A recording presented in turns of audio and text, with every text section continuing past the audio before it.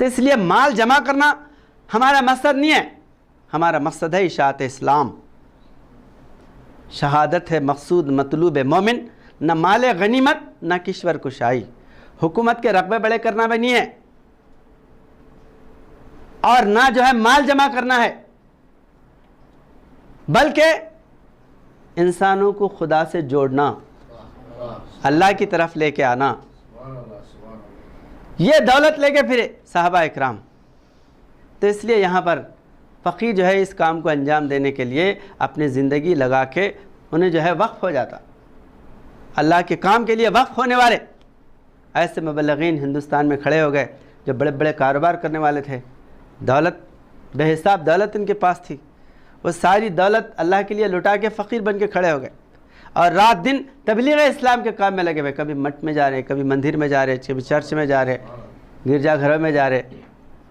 اگر انہیں وہی جو ہے دنیا اتنی بڑی صلاحیت سے اگر دنیا کا کام کرے تو کروڑوں روپے کماتے، لیکن جو ہے اپنی صلاحیت کس کے لیے لگا رہے؟ اشاعت اسلام کے لیے. آپ ان کو مٹھی بھر دولت بھی دینا اگر تم جو ہے نا اپنی ذلت سمجھتے یا ان کو دیے تو کیا ہوتا سمجھتے، تو اشاعت اسلام کا کام کون کرتے؟ بولے بڑے بڑے مدرسے والے کر رہے کیا؟ نہیں کر رہے. انہوں مدرسوں کی جو ہے کلاسز بڑھاتے بیٹھے ہوئے. اور جب بھی اسلام دنیا میں پھیلا، فقیروں سے، اولیاء اللہ سے، بزرگان دین سے اسلام پھیلا ہے، نہ کتابوں سے، نہ کالج سے، نہ زر سے پیدا. دین ہوتا ہے بزرگوں کی نظر سے پیدا. دین جو ہے بزرگوں سے پھیلا ہمیشہ. خواجہ غریب نواز ہندوستان کے اندر فقیر بن کے آئے اور لاکھوں لوگوں کو داخل اسلام کرے. آپ کی خدمت کرنا گویا کہ خدا کی خدمت کرنا ہے. آپ کا ساتھ دینا اللہ کا ساتھ دینا ہے. اطیع اللہ و اطیع الرسول، اللہ کی اطاعت اللہ کے رسول کی اطاعت ہے. وَمَن يُطِعِ الرَّسُولَ فَقَدْ أَطَاعَ اللَّهَ. جس نے حضور نبی اکرم صلی اللہ علیہ وسلم کی اطاعت کی گویا کہ اس نے اللہ کی اطاعت کی. ایسا ہی جو مومن اسلام کی خدمت کے لیے کھڑا ہو جاتا ہے اس کی مدد کرنا ہم پہ فرض ہے. اور یہ تبلیغ اسلام فرض ہے، فرض کفایہ ہے. اگر آپ اسلام کی دولت یا اسلام کی نعمت ان تک نہیں پہنچیں گے تو وہ آپ کا دامن پکڑیں گے روز محشر میں. کلمہ تم پڑھے، قرآن تم پڑھے، نماز تم پڑھے، ہم کو بت پرستی پہ چھوڑے.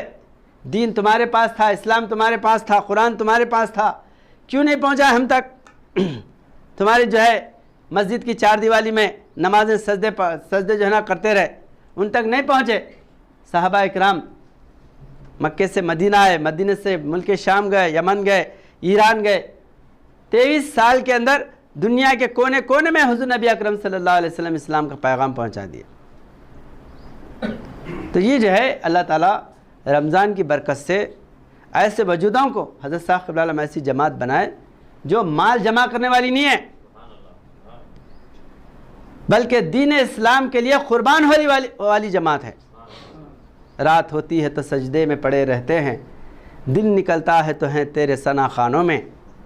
جن کے رہنے کا ٹھکانہ ہے نہ سونے کی جگہ، جن کا بستر کبھی مسجد کبھی ویرانہ میں. نام لیوا تیرے ڈھونڈا جو میں انسانوں میں، چند انسان نظر آئے مسلمانوں میں. یہ چند لوگ ہیں. جس طرح جو ہے رمضان کے چند دن ہیں، ایام معدودہ، گنتی کے دن ہیں، تو اسی طرح ایسا اسلام کی خدمت کرنے والے بھی چند لوگ ہیں. ان کی آپ اگر مدد کریں گے، ان کے زور بازو بنیں گے تو آنن فانن میں اسلام کا پیغام پہنچ جاتا.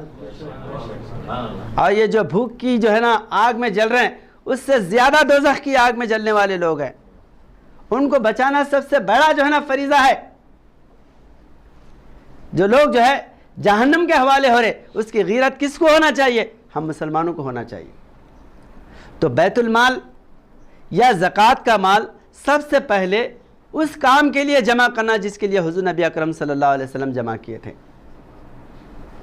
تبلیغ اسلام کے لیے، اشاعت اسلام کے لیے. ہماری رہی صحیح دولت اسلام کے لیے لگ جائے تو ہم بہت جو ہے نا مبارک ہے، بابرکت ہے. تو اسی لیے اللہ تعالیٰ جو ہے فقیر بنا کے کھڑا کرتا دین اسلام کا کام کرنے کے لیے. مالدار بنا کے کھڑا نہیں کرتا، فقیر بنا کے کھڑا کرتا تاکہ ساری دولت اسلام کے لیے لگائے اور جو ہے کل کی فکر کرنے والا نہ ہو.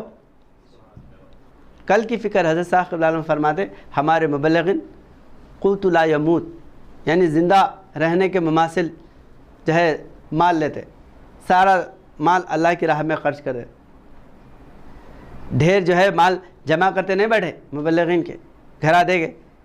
حضرت صاحب قبلہ عالم کے زمانے میں حال تک بھی جھوپڑیاں بالکل، مولانا سید قاسم صاحب مبلغ اسلام ابو البرہان کرناٹک میں بڑے بڑے مٹھوں میں مندروں میں بیانات ہوئے تو بڑے بڑے سوامیاں اسلام سے متاثر ہو جاتے، کلمہ پڑھ کے اسلام میں داخل ہو جاتے تھے۔ آپ جو ہے اتنا دلائل سے اسلام پیش کرنے والے، انگریزی بہترین جاننے والے، کنڑی بہترین جاننے والے، قرآن کریم کا کنڑی زبان میں ترجمہ کیے، ایسے جو ہے مبلغ انجمن میں رہتے تھے۔ ایک بنگلور کے بہت بڑے سیٹ حیدرآباد ہے، تو انہوں مولانا سید قاسم صاحب مبلغ اسلام سے ملنے کے لیے آئے۔ ارے یہاں پر مولانا سید قاسم صاحب رہتے حیدرآباد میں، ان سے مل کے جائیں گے۔ تو انجمن کو آئے تو سید قاسم صاحب کا مکان کدھر ہے پوچھ رہے، تو گھر پہ لے کے گئے تو گھر پہ دروازہ نہیں تھا، گھر کو ٹاٹ جو ہے نا لٹکا ہوا ہے، دروازہ ہی نہیں، اور گھر ہے تو بالکل جو ہے ردے کا، مٹی کے تودے جمع کر کے اوپر سے موٹے موٹے کویلیاں ڈالتا، پہلے آپ جو ہے نا ٹینا بھی نہیں تھے، کویلیاں ڈالتے تھے، کویلیوں کا دروازہ نہیں ہے تو ٹاٹ کا تھیلا جو ہے سی کے دروازے کو لگائے، اور پورا کرناٹک نیچے اوپر کرنے والے پورے ہندوستان کے اندر تبلیغ اسلام سے زلزلے پیدا ہو رہے۔ حضرت صاحب قبلہ عالم کے ساتھ رہ کر حضرت صاحب قبلہ عالم فرمائے کہ میرے رفیق سفر و حضر، میرے سفر میں اور حاضر میں جو ہے نا، یعنی حاضری میں اور سفر میں ہمیشہ میرے ساتھ رہنے والے، اتنے پیشن گوئے آپ کے متعلق ہے۔ آپ اگر لوگوں سے مطالبہ کرتے تو لاکھوں کی دولت آپ کو مکان بلڈنگ بنا کے دیتے تھے، لیکن وہ دولت جو بھی دیا اس کو اسلام کے لیے لگائے، دین کے لیے لگائے، اور جتنی ضرورت ہے اتنا ہی جو ہے نا اپنے لیے استعمال کریں۔ تو بہرحال یہ جو ہے فقیروں کے اندر یہ درد ہوتا ہے اسلام کا، آپ کے مال کا، ایک ایک پیسے کا، کہ وہ جس طرح ہم ہیں اسی طرح تمہارے اندر بھی دین کا جذبہ پیدا کرنا چاہتے۔